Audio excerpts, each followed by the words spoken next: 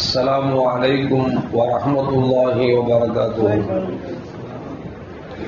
الحمد لله رب العالمين والصلاة والسلام على أشرف المرسلين وعلى آله وأصحابه وأزواجه وذرياته وأهل بيته أجمعين. சங்கைக்கும் மென்மைக்கும் உரிய பெரியோர்களே, சகோதரர்களே, எல்லாம் வல்ல அல்லாஹு ஜல்ல ஜலாலும் நாம் செய்யக்கூடிய எல்லா நற்காரியங்களையும் முகசுதியின்றி இஹ்லாஸான முறையில் இறைவனுக்காக மட்டுமே செய்யப்பட்ட நல்வணக்கங்களில் நம் வணக்கங்களை அல்லாஹ் கபூல் செய்து கொள்வானாக. நாம் செய்யக்கூடிய வியாபாரங்களிலும் தொழில்துறைகளிலும் நஷ்டம் இல்லாத ஹலாலான முறையில் நிரம்ப லாபத்தை பெற்று லாபகரமான வாழ்க்கை கொண்டு தம் தேவைகளையும் தேவை உடையவர்கள் தேவைகளையும் நிறைவேற்றக்கூடிய நல்ல பொருளாதாரத்தையும் உள்ள விசாலத்தையும் அல்லாஹ் நம் அனைவர்களுக்கும் வழங்கி வருவானாக. கஞ்சத்தனம் என்கிற தீய பண்பை விட்டு அல்லாஹ் நம்மை பாதுகாத்துக் கொள்வானாக.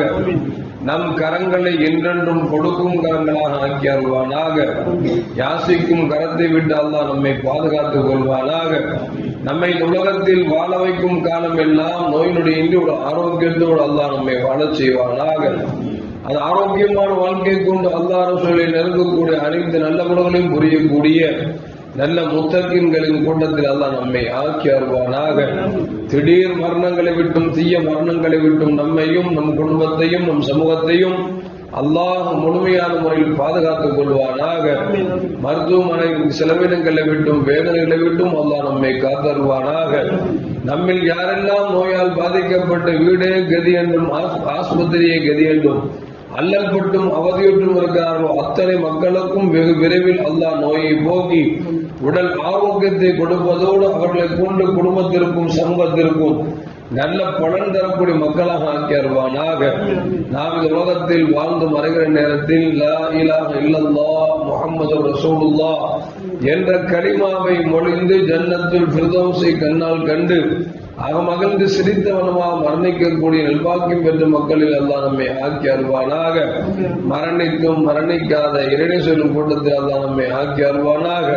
நாளை மறுமையிலே முத்து முஹம்மது ரசூலுல்லாஹி ஸல்லல்லாஹு அலைஹி வஸல்லம் அவர்களின் திரு கரங்களால் ஹவுதுல் கௌசர் என்கிற தடாகத்தில் நிறுவருகி அன்னாரின் ஷஃபாஅத்தை பெற்று அன்னாரின் கரம் பிடித்து ஜன்னத்துல் ஃபிர்தௌஸ் என்ற உயர்ந்த சொர்க்கத்தில் அவர்களோடு அல்லாஹ் நம்மை சங்கமிக்க செய்வானாக.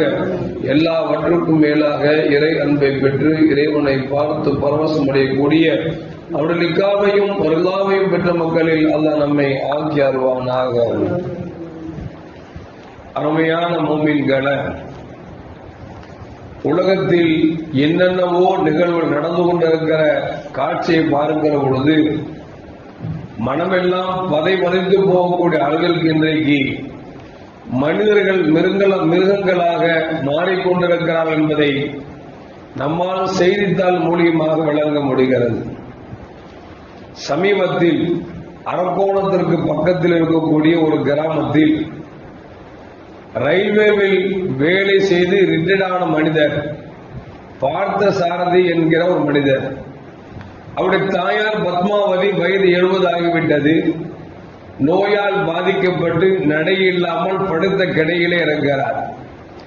அவரை அந்த தாயை கவனிக்க வேண்டிய ஒரு சூழலுக்கு தள்ளப்பட்ட பொழுது பார்த்த சாரதியினுடைய மனைவி அவர்களை கவனிக்க மாட்டேன் என்று சொல்லி கணவனோடு விவாகம் செய்து குழந்தையை அழைத்துக் கொண்டு தன்னுடைய தாய் வீட்டுக்கு சென்று விட்டார்.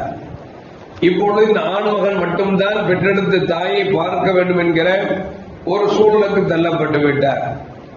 இவர் தாயை கவனித்துக் கொண்டிருக்கிறார். சலிப்போடும் மனவேதனையோடும் அவர் தாயை பார்த்து கொண்டிருக்கிறார். ஒரு கட்டத்தில் முடிவுக்கு வந்து விட்டார், இந்த அம்மா இருந்துச்சு அப்படின்னா நம்மால வாழ முடியாது, நமக்கு சிரமமா போயிடும் அப்படின்னு சொல்லிட்டு தாயிட்ட ஒரு நாள் போய் சொல்றாரு, அம்மா உன்னை வெளியே அழைத்து செல்லலாம் என்று ஆசைப்படுகிறேன், வருகிறாய் என்று கேட்கிறார். பெற்றெடுத்த தாய், படுத்த படுக்கையிலே இருக்கிறோமே, இப்படி எவ்வளவு காலம்தான் இருப்பது, சரி மகனான் அன்போடு வெளியே வா அழைத்து செல்கிறேன் என்று சொல்கிறானே, நாமும் வீட்டில் இருந்து நமக்கு போர் அடித்து விட்டதே, மகனுக்காக பிரார்த்தனை செய்துவிட்டு நானும் வருகிறேன் என்று சொல்ல அந்த தள்வண்டியில் வைத்து தாயை அமர வைத்து அவர் அப்படியே பீச்சுக்கு போகலாம் என்று சொல்லி ரயில்வே ஸ்டேஷனுக்கு அழைத்து கொண்டு வருகிறார். இந்த நேரத்தில் சதாப்தி எக்ஸ்பிரஸ் என்று சொல்லக்கூடிய அதிவிரைவு வாகனம் ட்ரெயின் வருகிறது. ட்ரெயின் வருவதை நன்றாக தெரிந்து கொண்டு சக்கர நாற்கால் இருக்கக்கூடிய தாயை ட்ரெயினுக்கு முன்னால் தள்ளிவிடுகிறார். அல்லாஹ் அக்பர். இந்த தாயின் உயிர் எந்த அளவுக்கு பரவதைத்து அது போயிருக்கும் அதை கொஞ்சம் யோசித்து பார்க்க வேண்டும். ட்ரெயின்ல அடிபட்டா என்ன ஆகும்? சுக்கு நூறா நொறுங்கி அந்த அம்மா துண்டு துண்டா போய் மனுஷன் தான் தாயும் கூட பார்க்காம தள்ளி விட்டுட்டு போயிட்டான். அதுக்கப்புறம் ரயில்வே துறை ஆராய்ச்சி பண்ணி பார்த்த பொழுது நம்ம செத்து கிடக்கக்கூடிய இடத்தில் ஒரு தள்ளுவண்டி கிடக்குது. இந்த தள்ளுவண்டி யாராவது தள்ளிட்டு வந்தா தானே முடியும். யாரு தள்ளிட்டு வந்தான் ஆராய்ச்சி இது பார்க்கறதுல தன் மகனே தாயை அழைத்து கொண்டு வந்து வேண்டும் என்றே சதாப்தி எக்ஸ்பிரஸில் தள்ளிவிட்டு கொண்டிருக்கிறான் என்று சொன்னால் காலம் எங்கே போய் கொண்டிருக்கிறது என்று தெரியவில்லை. இன்னொரு நிகழ்வு படித்தேன். ஒரு தாயும் தந்தையும் ஒரே ஒரு ஆண் பிள்ளை ஐபோன் கேட்டிருக்கிறான். அம்மா அத்தான் இருக்கான், ஐபோன் எதுக்குடா இப்ப வேணாம்டா, படிக்க பிள்ளைக்கு போன் வேண்டாம் அப்படின்னு சொல்லி தாயும் தந்தையும் சாதாரண ஒரு போன் வாங்கி கொடுத்துருப்பாங்க போல தெரியுது. ஐபோன்ல ஆப்பிள் போன் கேட்டிருக்கிறான். நல்ல வேளை ஆரஞ்சு போன் வரல. அந்த அளவுக்கு இன்னைக்கு ஆப்பிள் இன்னைக்கு ஃபேமஸ் ஆயிட்டு இருக்குது. அந்த ஆப்பிள் போனை வாங்கி கேட்டிருக்கான். பையனுக்கு வாங்கி தரமாட்டேன்னு இருக்கிறாங்க. வேணா சுத்தி வேணா காமிக்கிறான்னு சொல்லி எங்க சுற்றுலா இடத்துக்கு கூட்டு போயிருக்கிறாங்க. ஒரு மலை பிரதேசம். அங்கு சென்ற பொழுது மலை உச்சியிலிருந்து நான் குதிச்சிருவேன், எனக்கு நீ ஆப்பிள் போன் வாங்கி தரலன்னு சொல்லி மிரட்டுகிறார்.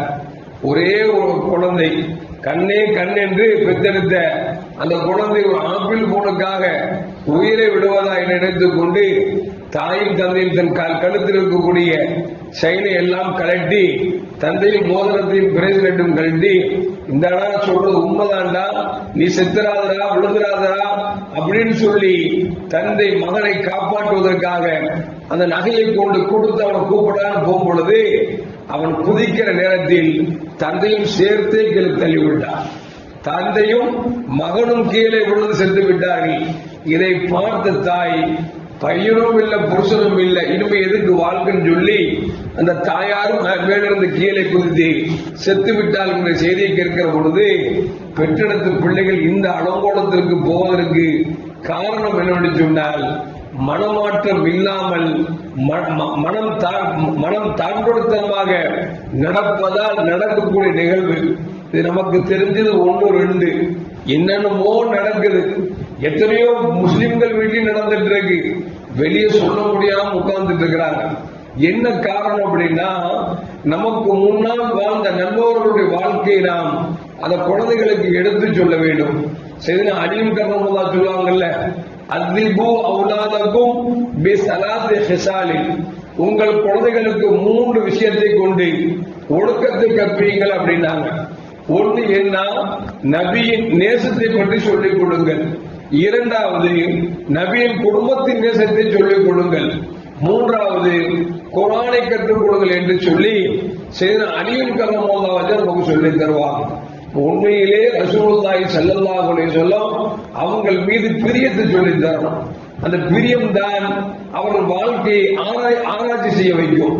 அந்த வாழ்க்கையை அவர்கள் வாழ்ந்த வாழ்க்கையை நம்மை படிக்க செய்யும், தெரிய செய்யும். அது மட்டுமல்ல, அவர் குடும்பத்தின் பிரியத்தை சொல்லிக் கொடுங்க அப்படின்னாங்க. செல்லாவது எப்படி குழந்தைய வளர்த்தாங்க, அந்த குழந்தைங்க எப்படி பாசமா இருந்தாங்க, இதெல்லாம் சொல்லிக் கொடுக்கிற பொழுதுதான் குழந்தைகளுக்கு நல்ல பக்குவம் வரும். குர்ஆன் என்பது மனிதனாக வாழ்வதற்கான உண்டான அத்தனை செய்திகளும் குர்ஆன் நமக்கு சொல்லி காட்டுகிறது. இந்த 3ஐ கற்றுக் கொடுத்தாலே போதும், நம் பிள்ளை ஒருபோதும் வழி தவற மாட்டான். இதுல மாற்றான் மட்டுமல்ல, நம் சமூகம் இன்றைக்கு மிக மிக மோசமாக போய் கொண்டிருக்கிறது. குர்ஆனை கற்றுக் கொடுப்பதும் இல்லை, பயானுக்கும் அனுப்புவதும் இல்லை. என்ன செய்யறானோ அதுவெல்லாம் மார்க்கமா நினைச்சு ஒரு மார்க்கமா போயிட்டு இருக்கிறான். தாயும் நினைக்கிறாங்க, பெத்துட்டோம், செய்ய வேண்டிய கடமைக்கு ஏதாவது சேர்த்து வைப்போம், நல்லா இருந்தா செத்தா என்ன அப்படிங்கிற அளவுக்கு இன்னைக்கு தாயும் தாப்பும் ரொம்ப அசால்ட்டா போயிட்டா. ஒரு குழந்தைங்க நமக்கு கொடுத்த அல்லா கொடுத்த அம்மானிதமாச்ச, இந்த குழந்தை வடித வர்றவங்களுக்கு அல்லா மறுமையில கேட்பானே, இவன் திருடனா பெத்த தாய் தகப்பான பேசுவானே அப்படிங்கிற சிந்தனை போயிடுச்சு. எந்த அளவுக்கு அப்படின்னா, பையன் தப்பு செஞ்சுட்டு வந்தான் அப்படின்னா அப்பா அம்மா சொன்னா அப்பா அம்மா பையன் முன்னாடி சொல்றாங்க, எந்த பையங்க அந்த தப்பு செய்யல, என் பிள்ளைய மட்டும் குறை சொல்றீங்க அப்படிங்கிற லெவலுக்கு போயிட்டானே. நல்லா காப்பாற்றணும். எதுக்கு சொல்லுவாங்க அப்படின்னா, இந்த மாதிரி குழந்தைக்கு முன்னால பேசணும்னா அந்த குழந்தை அடுத்தவங்க கழுத்துல கத்தி வைக்கிறேன்னா ஓகை ஓன் கழுத்துல கத்தி வைக்கிறேன் ஒன்னரா போகுது. அதனால பிள்ளைங்களை வளர்க்கிற பொழுது நாம் பாசம் காட்ட வேண்டியதுதான், நேசம் காமிக்க வேண்டியதுதான். எந்த நேரத்தில் பாசம் காமிக்க வேண்டுமோ அந்த பாசத்தை காமிக்க வேண்டும். எந்த நேரத்தில் அவனை தட்டி கொடுக்க வேண்டுமோ அந்த நேரத்தில் தட்டி கொடுக்க வேண்டும். எந்த நேரத்தில் தவறு செய்கிறானோ அந்த நேரத்தில் அவனை கொட்ட வேண்டுமே தவிர அதையும் பாராட்டி போகக்கூடிய அளவுக்கு போச்சு அப்படின்னா அல்லாஹ் காப்பாத்து. ஒரு இடத்துல ஒரு வாலிப வயசு பையன் ஒரு பொண்ணு கெடுத்துனால யாருன்னா அவன் மாமா பொண்ணையை கெடுத்துனா வச்சுங்களேன், அங்க போய் தகராறு போகுது. நம்மளோட அப்படி சொல்றாங்க, என்னமோ பையன் தம்பி பொண்ணு பொண்டாட்டிக்கு குழந்தை கொடுத்தாங்க அப்படின்னா உலகத்தில் எங்க நடக்கல. இது சாதாரண பேசுறா, அசிங்கமா நடக்கிறதெல்லாம் இன்னைக்கு தாய் தப்பு எப்படி ஆயிட்டாங்கன்னா எங்க நடக்கல, யாரு திருடல, யாரு போய் சொல்ல, இந்த நிலைக்கு ஆயிட்டான். அப்போ என்ன அர்த்தம் அப்படின்னா, இவனுக்கும் மார்க்கம் தெரியல, பிள்ளைக்கும் மார்க்கத்தை கொடுக்கல, ஒரு உலகம் ஒரு மார்க்கமா போயிட்டு இருக்கு. எந்த அளவுக்கு அப்படின்னா யாரையுமே நம்ப முடியல, பெத்த தகப்பனையும் நம்ப முடியல, பெத்த பிள்ளையை நம்ப முடியல. இந்த அளவுக்கு சூழலுக்கு என்ன காரணம் அப்படின்னா, நம்ம பெருமானார் ஸல்லல்லாஹு அலைஹி கற்றுக் கொடுத்த அந்த வாழ்க்கையை நாமும் தெரியவில்லை, குழந்தைகளுக்கும் கற்றுக் கொடுக்கவில்லை என்பதுதான் உண்மையான செய்தியை தவிர உண்மையில் நாம் கற்றுக் கொடுத்தோம் என்று சொன்னால் நம்ம அந்த மாதிரி தவறான சூழ்நிலைக்கு போக வேண்டியதில்லை. ஏன்னா ஸல்லல்லாஹு சொல்லுவாங்கல்ல, ஒரு பெண்ணை தேர்ந்தெடுக்கும் போது நீங்க அழகுக்காக தேர்ந்தெடுக்கலாம், குடும்பத்துக்காக தேர்ந்தெடுக்கலாம், பொருளாதாரத்துக்காக தேர்ந்தெடுக்கலாம். இதெல்லாம் விட சிறந்தது என்ன அப்படின்னா மார்க்கம் உள்ள பெண்ணை தேர்ந்தெடுங்க அப்படின்னாங்க. இன்னைக்கு யாருங்க மார்க்கம் உள்ள பெண்ணை தேர்ந்தெடுக்கிறா? நம்மளோட சொல்லுமா அதிர்த்து பையனுக்கு பொண்ணே கிடைக்கல, பொண்ணு பாருங்க அதிர்த்தும்பாங்க. என்னங்க உங்க டிமாண்ட் அப்படின்னு கேட்டா அதிர்த்து அப்படிலாம் ஒண்ணு அதிர்த்து கெட்ட துணியோட வந்துட்டு அல்ஹம்துலில்லாஹ் அப்படின்னு சொல்லுவார். உண்மையில கஷ்டப்பட்ட மார்க்கம் உள்ள பெண்ணை கொடுத்தா பார்த்துட்டு அவங்க கூட கொஞ்சம் அண்ணன் தம்பிகளா இருக்காங்களா, ஏங்க அண்ணன் தம்பி கல்யாணம் கட்டுற போது பொண்ணை தானே கேட்ட போறீங்க? இல்ல இல்ல கை தூக்குறதுக்கு நாலஞ்சு அண்ணன் தம்பி தான் நல்லா இருக்குமே அப்படின்னு. அப்புறம் என்ன செய்வாருன்னா, ஆமாங்க நாலஞ்சு அண்ணன் தம்பி இருக்கிறான், வெட்டி போயெல்லாம் இருக்கான் அப்படின்னா எனக்கு இப்ப எடுத்து சொத்து சோகம் இருக்குது, அது எடுத்து சொந்த வீடு இருக்கு, அது எடுத்து கேட்கிறேன். சொந்த வீடு இருக்கு அப்படின்னா என்ன வேலை செய்யறாரு அப்படிங்கிறார். என்ன வேலை செய்யறாருன்னா எவ்வளவு சம்பளம் வாங்குறாங்க. கடைசியில பார்த்தா ஃபுல்லா மணிமைண்ட், ஃபுல்லா உண்மையிலே மார்க்க மைண்ட்லாம் கிடையாது, மணிமையில வச்சுட்டு பிள்ளை கேட்டுட்டு வந்து 4 மாசத்துக்கு அதிர்த்து கட்டுப்படவே மாட்டாது. இன்னும் என்ன அப்படின்னா பையனுக்கு விவகாரத்தை ஆயிடுச்சு. ஏன் விவகாரத்தை ஆயிடுச்சு? இல்ல 4 மாசத்துக்கு பிறகு தெரியுது அவன் இன்னொத்தி கூட தொடர்பு வச்சிருக்கான்னு தெரியுது அப்படின்னு சொல்ற. எதுக்கு சொல்ற அப்படின்னா தாய் தப்பு மார்க்கம்ங்கிற பேரில் இருக்காங்களே தவிர உண்மையிலே தாய் தப்பு மார்க்கம் போயிட்டு இருக்காங்க. எப்படி மார்க்கத்தை பார்க்கறது இல்ல, ஃபுல்லா மணி வேண்டி. பையன் 1 லட்சம் ரூபாய் சம்பாதிக்கிறானா அது வரக்கூடிய மருமக குறைஞ்சபட்சம் ஒரு 70,000 ரூபாய் சம்பாதிக்கணும். இந்த லெவல்ல போயிட்டாங்க. காசு போனா காலை இப்படித்தாங்க போகும், பெத்த புள்ள கை கொடுக்க மாட்டான், இப்படிதான் ட்ரெயின்ல முடிச்சு தள்ளி விடுவோம். அல்லாஹ் காப்பாற்றும். எதுக்கு சொல்ல வர, காலம் மோசமா போயிட்டு இருக்கக்கூடிய காலத்துல நாம எல்லாம் பூமியினாக இருக்கிறோம். நமக்கு அல்லாஹ் ரசூல் சொல்லி ஒரு பயம் இருக்குது, மறுமையில ஒரு பயம் இருக்குது, கபருல வாழ்க்கை பயம் இருக்குது. இத மனசுல வச்சுட்டு பிள்ளைகளை வளர்க்கிற பொழுது மார்க்கம் உள்ள பிள்ளைகளாக வளர்க்க வேண்டும், மார்க்கத்தை போதித்துக் கொடுக்க வேண்டும், அல்லாஹ் ரசூலை பற்றி சொல்லிக் கொடுக்க வேண்டும், மறுமையை பற்றி சொல்லிக் கொடுக்க வேண்டும்.